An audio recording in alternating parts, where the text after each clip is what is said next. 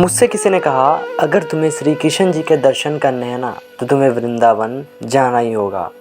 वृंदावन में एक जगह है जिसका नाम है निधि वन। वहीं पर आपको श्री कृष्ण जी के दर्शन होंगे।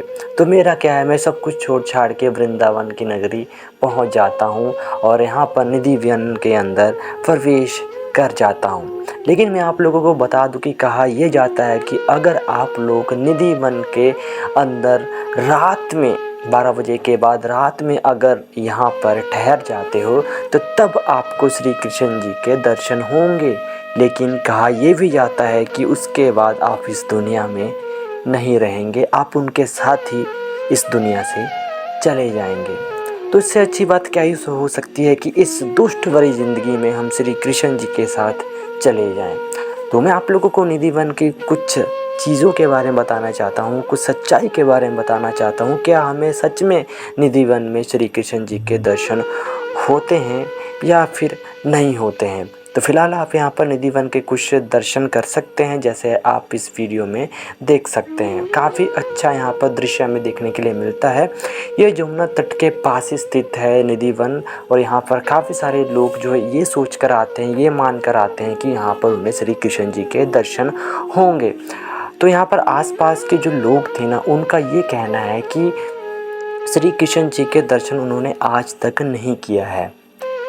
क्यों नहीं किया है वो भी आपको बताऊंगा। क्या कई लोगों ने उनके दर्शन किए हैं और कैसे किए हैं वो भी आप लोग को बताऊंगा। इस दर्शन में आप पूरा एंड तक बने रहिए। यहाँ पर निधि वन के आसपास जो घर हैं, जो बिल्डिंग है, वहाँ पर लोग रहते हैं। लेकिन लोगों का ये कहना है कि 12 बजे के बाद वो अपने खिड़कियों को बिल्कुल भी नहीं खोलते हैं और इस वन में बिल्कुल भी झांकने की हिम्मत नहीं करते हैं, क्योंकि रात में श्री कृष्ण जी इस निधि वन में आते हैं और गोपियों के साथ रास लीला करते हैं, उनके नृत्य करते हैं वगैरह वगैरह, बहुत सारी चीज़ें वो करते हैं जो कि लोगों का ये कहना है।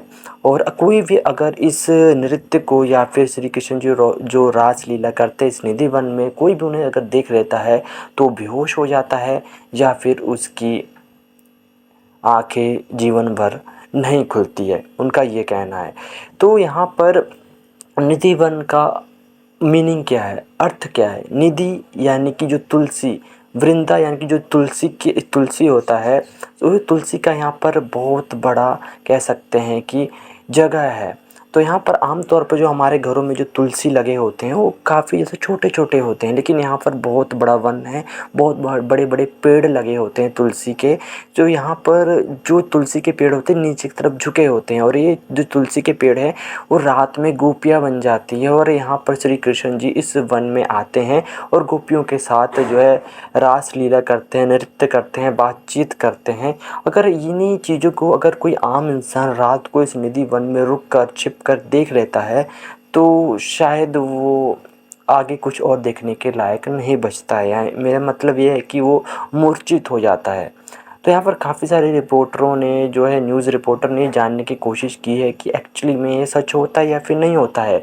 तो यहाँ पर कुछ प्रमाण तो मिले नहीं है कि यहाँ पर श्री कृष्ण जी के दर्शन होते हैं या फिर नहीं होते, लेकिन आज भी लोगों का ये मानना है कि यहाँ पर श्री कृष्ण जी रात में आते हैं।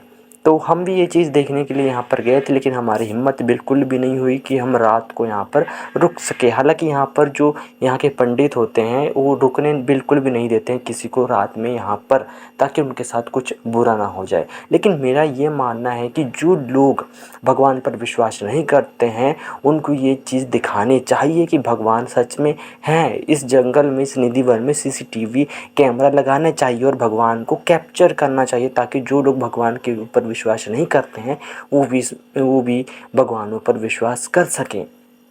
अगर आप भी वृंदावन जाते तो एक बार जो है निधि वन के अंदर ज़रूर प्रवेश करें, ज़रूर दर्शन करें।